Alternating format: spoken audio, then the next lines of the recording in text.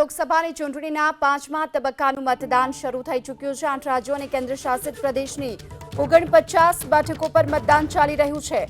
695 ઉમેદવારોનું ભાવિ ઈવીએમમાં કેદ થયું છે। રાજનાથસિંહ, રાહુલ ગાંધી અને સહિતના દિગ્ગજોના ભાવિનો પણ આજે ફેસલો થશે।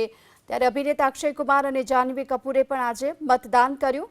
જો કે મહારાષ્ટ્રની 13 બેઠકો માટે હાલ મતદાનની પ્રક્રિયા ચાલી રહી છે, તો આ તરફ યુપીની 14 બેઠકો માટે પણ મતદાન, આ સાથોસાથ પશ્ચિમ બંગાળની 7 બેઠક માટે પણ મતદાનની પ્રક્રિયા ચાલી રહી છે।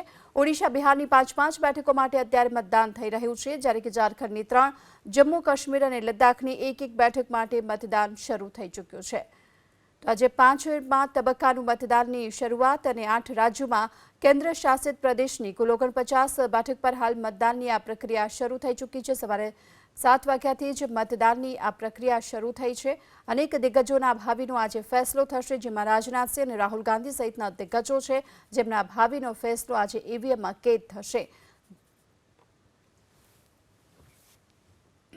જો કે યુપીની 14, મહારાષ્ટ્રની 13 અને પશ્ચિમ બંગાળની 7 બેઠકો માટે હાલ મતદાન પણ થઈ રહ્યું છે।